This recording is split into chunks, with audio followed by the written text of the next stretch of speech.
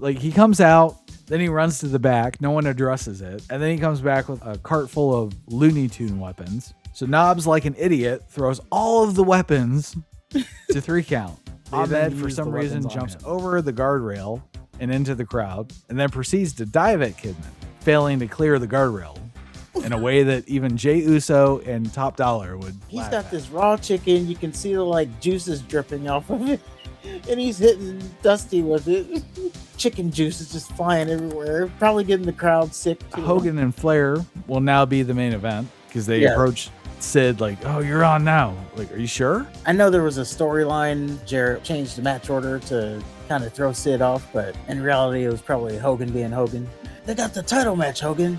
Yeah, brother, I'm going to need the main event, obviously. Brother. And then Hogan hits Flair with a leg drop and gets the pin because pinfalls count in this Yapapai Indian strap match. To be fair, he did also touch the 4 corners after that. Yes, after he pinned and the bell rang and everybody was celebrating, he did touch the 4th corner. You're absolutely right. Well, moving on, we have a Wrestling Rewind. And this week is WCW Uncensored 2000. Which coincidentally was on YouTube, so I was able to watch it all on YouTube, for better or worse. We are in Miami, Florida. It starts off with a chaotic video. Lex Luger and Miss Elizabeth broke Sting's arm. Then Lex Luger broke everybody's arm. So Sting's back, wants to fight Luger in a lumberjack match. Then we have Hulk Hogan and Ric Flair. They're going to have a Yapapai Indian strap match. Hogan says Flair will be screaming to the heavens, please, Hollywood, don't hurt me anymore. And Hogan will never stop. Also seems like Hulk Hogan and Hollywood Hogan are the same people now. So it's kind of weird. Yeah, it's almost like an alter ego. Yes. Like they keep playing on, is he going to be Hogan or is he going to be Hollywood? Psycho Sid and Jeff Jarrett are fighting for the title. Sid says he'll see Jarrett in hell. So then we have walkers. We have Lex Luger, Miss Elizabeth, and Ric Flair. Then Psycho Sid and Hulk Hogan are in the back. They're concerned for each other. They want to watch each other's backs. And then Jarrett and the Harris brothers arrive. And then a mysterious limousine pulls up, which I wonder if it's Roddy Piper. It was last time. Like literally the last pay-per-view, they had a mysterious door. Now we have a mysterious limousine. So we start off with The Artist versus Psychosis for the Cruiserweight title. Psychosis doesn't have his mask for some reason. And he came out with Juventud Guerrera, who doesn't have his mask. And then The Artist comes out with Charmel. Then Chris Candido comes out to do some commentary. Apparently he's in WCW now and has his sight set on the Cruiserweight title. And he calls himself Hard Knocks Chris Candido, which just means he bitches about how hard his life is. Yep. So as far as this match, pretty nothing. At one point, The Artist and Charmel are outside the ring, taking turns slapping Psychosis. Psychosis hit a top rope Frankensteiner, and everyone's surprised that didn't win the match. Psychosis goes for his guillotine leg drop, then hits the guillotine leg drop, then stops the cover because Charmel was standing ringside, and he didn't like that. So The Artist won with a top rope DDT because Psychosis' dumbass was distracted by Charmel. And I'm not a fan of The Artist. For one, he paints his 5 o'clock shadow on his face. And I hate his fucking ring attire. I'm distracted by the fact that he keeps adjusting his shit. Like, he had to keep rolling up his sleeves and shit. Because that shirt was way too big? Yes. But really, the 5 o'clock shadow that he had to paint on bugged the shit out of me. Well, he's trying, I guess. He got stuck with this shitty gimmick. Yes. Mean Gene Okerlund interviewed Bam Bam Bigelow. Bam Bam is facing The Wall, who he apparently brought into WCW, not Berlin. So we were lied to. The Wall's been hurting people. Bam Bam Bigelow doesn't like that. He's going to stop it. But before that, we have XS versus the Demon and Norman Smiley. XS is Lenny Lane doing his best Chris Jericho and Lodi. Stacy Keibler comes out on commentary. For some reason, she really wants to manage XS. And then XS tells Stacy to fuck off. She says they need a female companionship and they have small dicks. And it turns out that Stacy has her sight set on, I guess, Silver King and El Dandy, which they're called Los Fabulosos, whatever the fuck that is.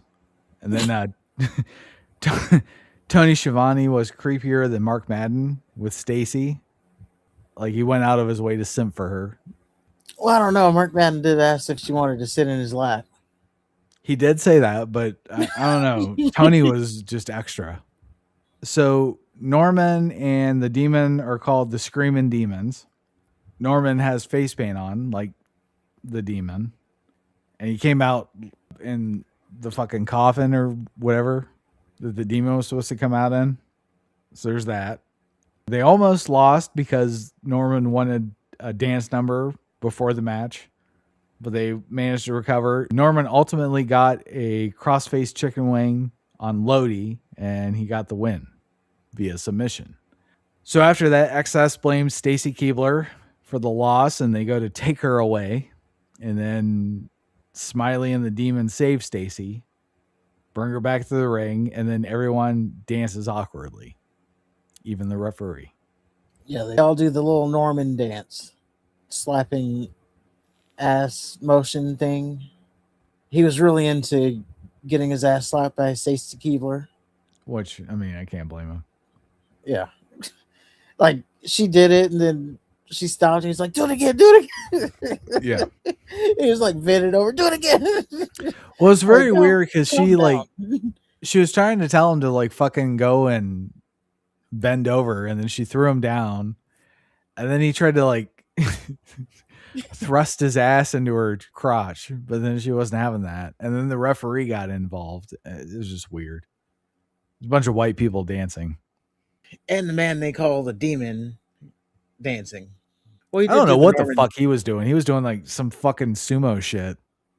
I don't know. He's doing the devil horns and then stomping in sumo style. I don't know. Yeah. Well, after that, Booker T and Billy Kidman are in the back. Kidman apologizes to Booker. No. It's Booker. I'm sorry, Booker and Billy Kidman are in the back. Kidman apologizes, but Booker isn't having it. He says to Kidman, either watch his back or don't. Either way, I might just fuck you up. So Booker is not happy with Kidman at this moment. Yeah. So we have David Flair and Daphne and the other one backstage. Flair tells Daphne to stay in the back while they handle the wall, I guess. And it turns out the wall has been repeatedly chokeslamming Flair through things. And that leads us to Bam Bam Bigelow versus the wall. So this was a satisfying big man fight. And then they spill out to the floor. Wall chokeslams Bigelow through a table. The bell rings. And then David Flair and the other one show up. Flair and the other one get their asses kicked thoroughly. Bigelow is taken out on a stretcher, and then the other one and the wall fight up to some scaffolding. Wall then chokeslams dude off the scaffolding and crashes through the stage. The crowd yells for the wall to jump. He didn't. And then the other guy gets stretchered out, presumably rides in the same ambulance that Bam Bam Bigelow did. Yeah, it kind of looked like they were getting shoved into the same ambulance. So then Shivani says, well, we don't know how they got up there, but we know how it ended. The wall's badass. Yeah. You have Mean Gene backstage with Brian Knobbs. They're both very shook from the wall's actions. Now everyone has to say how tough and gutsy David Flair and the other one is. Knobbs then says he's dedicating his hardcore title match to Bam Bam Bigelow and the other one. You two brothers. By the way, Knobbs has to face 3 count in a 3-on-1 handicap match. Yes. So it leads us to 3 count versus Brian Knobbs. This is a 3-on-1 handicap match for the hardcore title the WCW has. 3 count are the hardcore champions after beating Brian Knobbs. I guess they all three pinned him at the same time, so they're the champions. And then we see Hurricane in a mask for the first time. He broke his nose. So 3 Count has a speech. They're like, oh, we're going to be on South Beach. All you ladies are ready. So they want to fuck all the girls. But then Brian Knobbs interrupts that. Like, he comes out. Then he runs to the back. No one addresses it. And then he comes back with a cart full of Looney Tune weapons. Trash cans, fire extinguisher. There's a couple of mops. We have a ladder and some chairs. So Knobbs, like an idiot, throws all of the weapons to 3 Count. They then use the weapons on him. Knobbs recovers, makes 3 Count smell his armpits. Then 3 Count each do a move off of a ladder. The third guy misses. Knobbs crawls away. 3 Count sees him crawling away. So they decide, like, as he's crawling away, well, now's a good time to pose. So they do. Knobbs hoses all 3 of them down with a fire extinguisher. Then he wins after laying a chair on Hurricane's face and whacking it with a Singapore cane. It was at this point that we learn that Knobbs has to beat every member of 3 Count. Because I don't remember them saying that beforehand. Therefore, Knobbs sets up a table ringside, power bombs Evan Courageous through it from the ring, gets the second pin. Then he sets up another table in the ring. Courageous comes in, drop kicks Knobbs through the table. Moore gets the pin, but somehow in this match where falls count anywhere, if you have your foot on the ropes, that doesn't count. So the match restarts. Knobbs kicks all their asses again. And then Shannon Moore tries to hand the hardcore title to Knobbs, but he just kicks it in Moore's face and then does a splash with a trash can. And he pins Moore. Finally, this is over.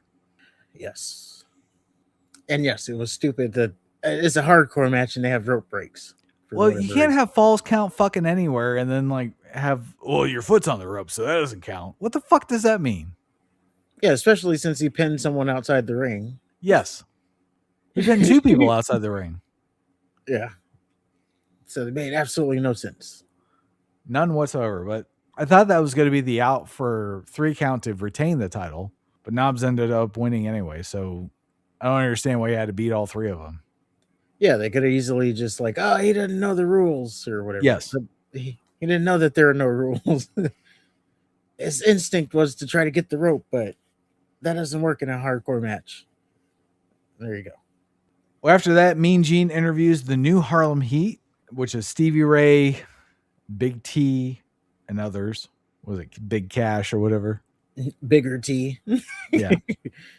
Stevie Ray calls Booker a pipsqueak, who they're going to make short order of. Then he tells Kidman to bring his squack. I don't know what the fuck and the new Harlem Heat will get rid of him. What is a squack? That was a reference to Tori Wilson. What it actually means, I don't know. But okay. Ahmed tells Booker and Kidman that the heat is on, whilst visibly gaining mass. Last pay-per-view, his word was that piece of fish. So piece of fish. He's got a laundry list of weird words to call women. Well, Stevie Ray said squack. I think Ahmed too. Something to that nature. I think they both said that same word. Either way, we cut the mysterious limo. And yeah, that was it. It's a good thing that's a thing throughout the night. Yep, who's in the limo? And then we have a Vampiro promo. He said Fit Finley, who I guess he's having a match with, got in his face and makes Vampiro want to do bad and violent things. He wants to know if this is the calm before the storm or the moment of silence. Then we get Booker and Billy Kidman versus the new Harlem Heat, which Kidman and Booker won. This was the can they coexist type of tag match, even though Kidman and Booker worked really well together. Yeah. A highlight was so Kidman is outside the ring getting his ass kicked. Ahmed, for some reason, jumps over the guardrail and into the crowd and then proceeds to dive at Kidman, completely missing Kidman. and failing to clear the guardrail in a way that even Jey Uso and Top Dollar would like laugh at. I don't know what the fuck he was doing. Later in the match, Ahmed was going to hit Booker with a Pearl River plunge. Kidman comes in off the top rope, hits Ahmed with a sunset flip, but he won't fall over. Then Booker hits Ahmed with a Harlem sidekick. Kidman gets the pin. Yeah, I don't know what to really say about it. I just know Ahmed was very distracting with his big ass gut. Yeah, he was just getting bigger and bigger. Yes, sir. Then for some reason we get a Fit Finlay Vampiro hype video. Finlay wants to beat the respect into Vampiro. And that leads us to Fit Finlay versus Vampiro. This is a Falls Count Anywhere match, which makes it stupid. Because to start off, Finlay tries to do a move to Vampiro with a chair wrapped around his head, but the referee, Charles Robinson, grabbed the chair, doesn't let it happen. So then they fight through the crowd into the men's room, which they start going into the ladies' room, but they're like, oh, no, never mind. Let's go in the men's room. And then they fight to the balcony thing, and Finlay tries to toss Vampiro over it, which I thought was kind of funny. And then Vampiro ends up winning with a nail in the coffin, surrounded by a bunch of drunken morons who couldn't fucking stop like getting their face in the camera. I couldn't tell what was happening at the end of this one. Once they went in that red room, because I was watching it on my computer, and I wasn't in a place where I could move it, so I didn't see what the hell was going on. Probably for the best. We have Jeff Jarrett and the Harris brothers backstage. Jarrett says if they break a sweat over the Mamalukes, Jarrett is going to be embarrassed. And then Mean Gene interviews the Mamalukes, and they just talk about how they're going to win the match. Nothing special there. Vito didn't call anybody cocksuckers. Yeah. So we have the Harris brothers versus the Mamalukes for the tag team championships. Not a very interesting match, if I'm being honest. Disco Inferno was on commentary, didn't help at all. At the end, Disco tried to help the Mamalukes by hitting one of the Harris brothers with a tag belt, but he left it in the ring, which turns out the Disco just left a weapon in the ring for the Harris brothers to use, and they did. And then they pinned Vito after an H-bomb. And they're your new champions, I believe. They are. What surprised me the most of this whole match was once the Harris brothers won, the NWO music started playing. And it was at this moment I learned that they are part of the NWO. Right? And so is Jeff Jarrett. Yes. Apparently, they're the only members. Fit Finlay demanded interview time where he said the better man won. By getting his ass kicked and losing, he lit something under Vampiro. So he just needs to keep that fire burning. And he said, I respect Vampiro. Vampiro respects me. I respect him. That's all he had to say. And I think he literally said that at the end. That's all I got to say. Yes. And then Mean Gene interviewed Ric Flair and Lex Luger. Luger calls Sting a coward who's finally come out of hiding, and he's going to knock some teeth down Sting's throat. And then Flair says Sting is fucked, and Hogan is going to sweat and bleed all night long. It seemed like a rushed interview. Yeah. Then we get a Goldust Terry Funk hype video. They started off as friends. Then Goldust, I guess, turned on Funk. And then Funk at one point did a promo with a raw chicken and said it's someone's bastard child. I think Dusty's. And then they beat the hell out of each other. So there you go. Then we have Mean Gene interviewing Goldust. He's having a bull rope match with Terry Funk. Goldust says Funk doesn't get to watch his retirement match. He gets to watch Goldust beat the living hell out of him. And he says he's going to split Funk's head open with a cowbell. Funk is going to look up at Goldust and say, yes, I just bit the dust. I miss that in wrestling.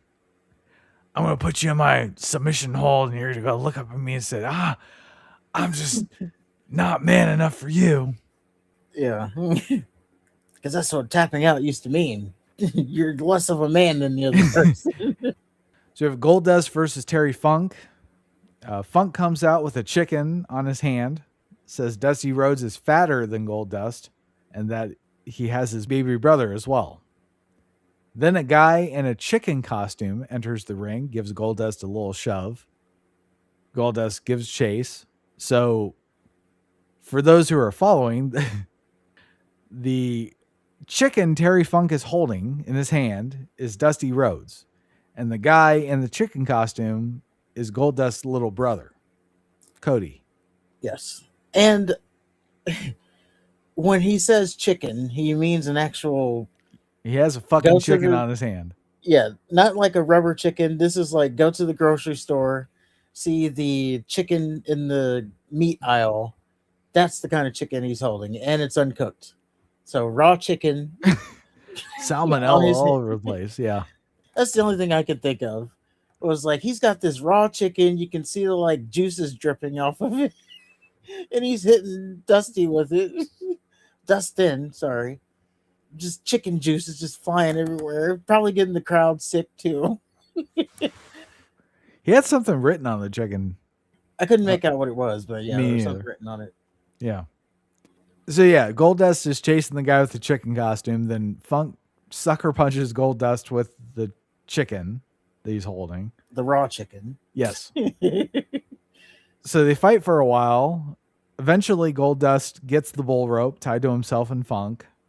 And then the guy in the chicken costume comes back. So there's chicken sound effects with the guy in the costume while Goldust is kicking his ass. So you hear, and then like he gets thrown in the fucking guardrail. Yes. And they even mention it on commentary, like, sound effects. That's a first. So Funk starts kicking Goldust ass and then grabs a mic and says he's changing the rules. This is now an I Quit match. The ref tells Funk that he can't do that. Funk punches the ref right in the face with a cowbell.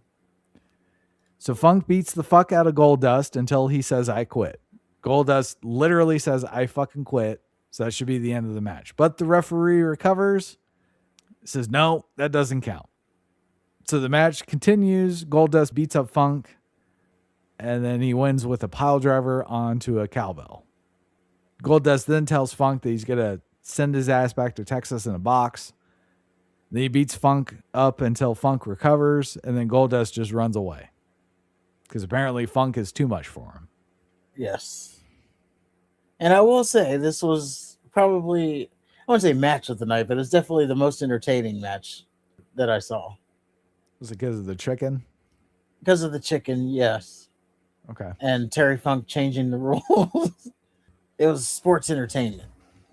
I guess it kind of bugs me that Dustin quit, but then the ref's like, no, that doesn't count, even though he verbally submitted. Well, because he said it wasn't an I Quit match. But he still quit. And they tried to explain it off on commentaries, like, if it wasn't actually an I Quit match, he would have never quit. He just quit to get Terry Funk to stop hitting him with the cowbell. Because he was beating the shit out of him with it. So. Yes, he was.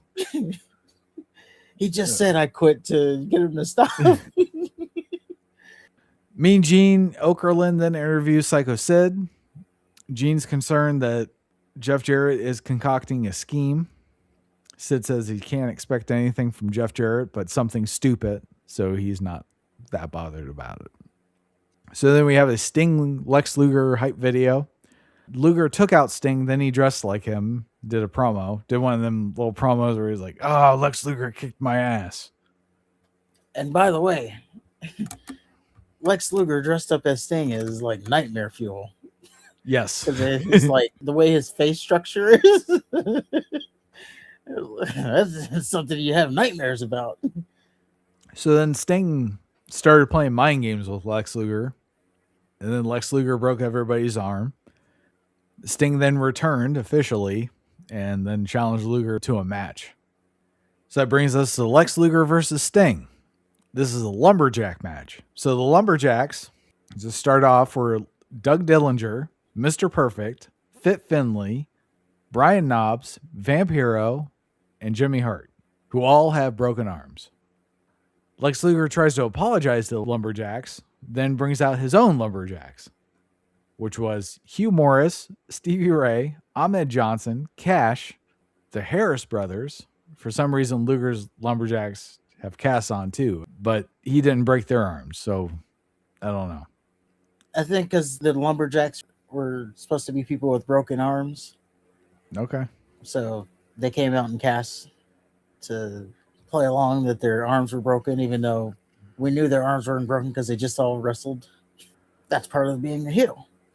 So Luger's lumberjacks don't attack Luger, and then they save him when he's getting jumped by Sting's lumberjacks.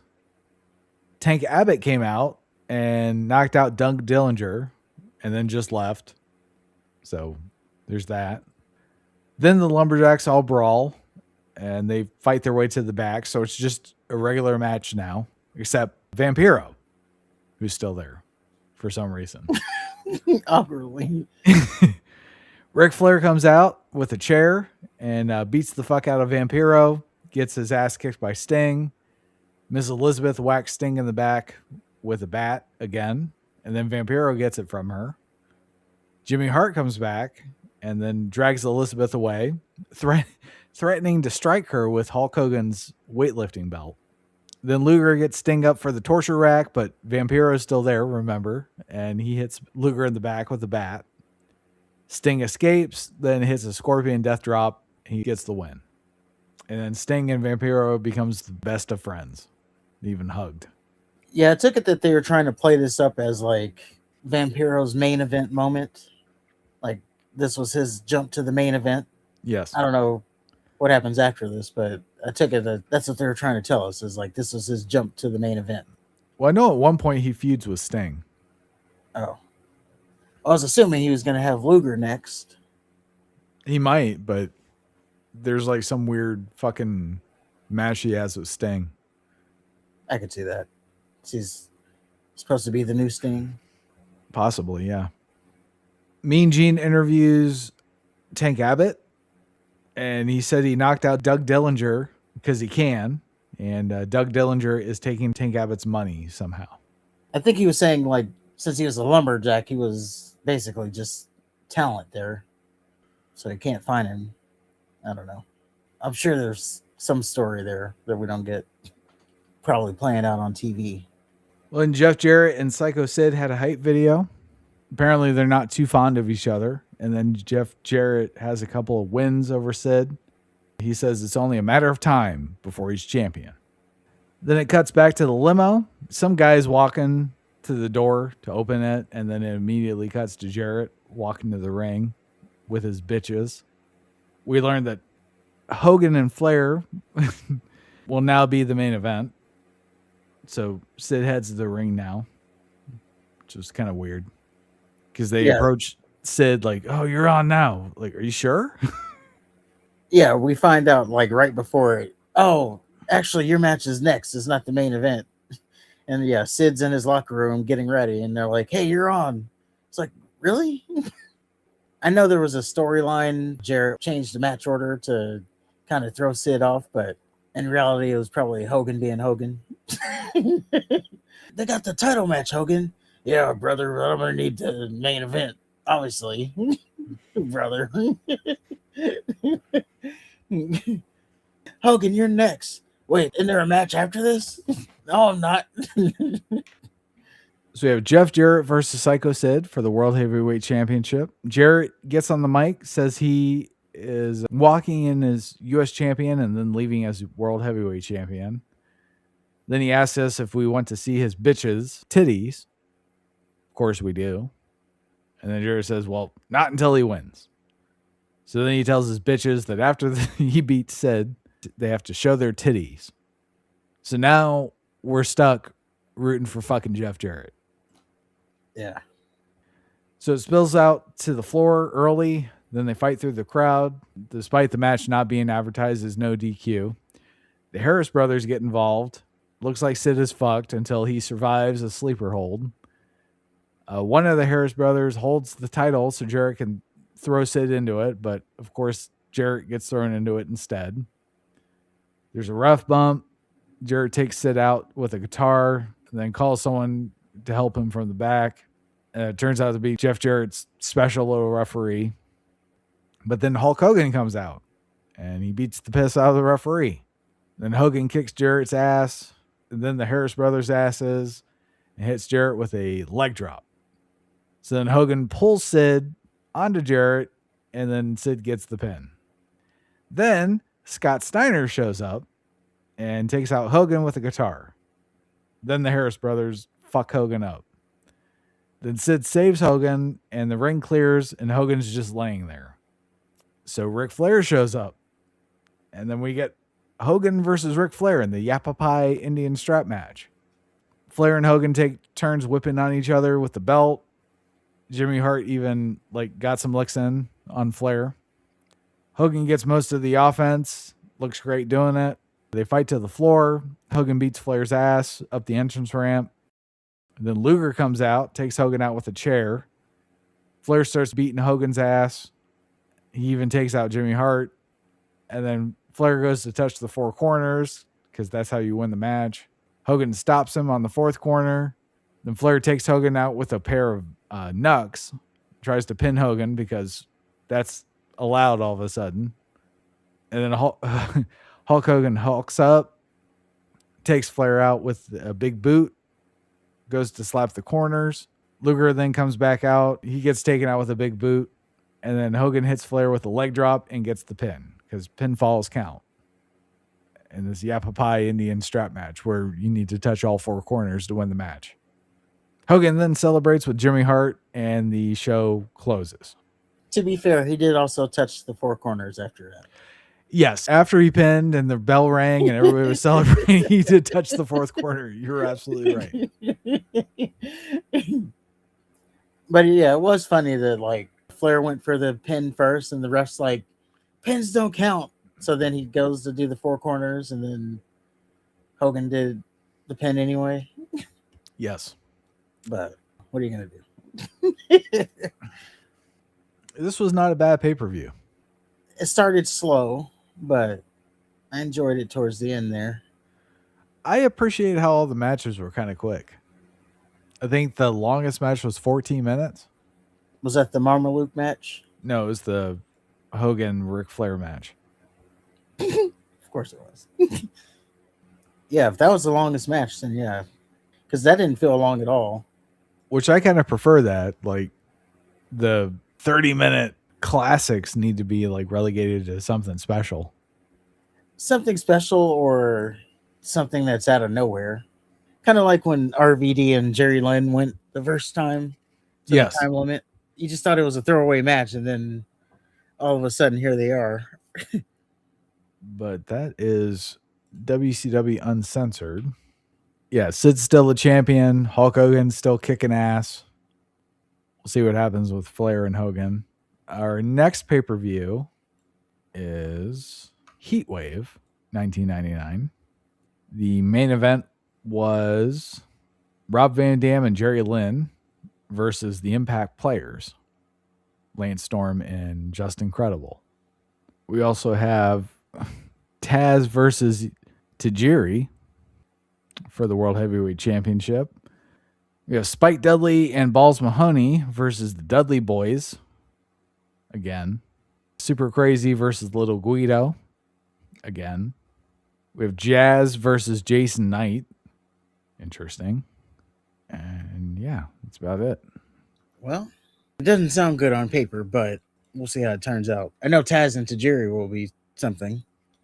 Taz and Tajiri would be good, and I think the main event will be good.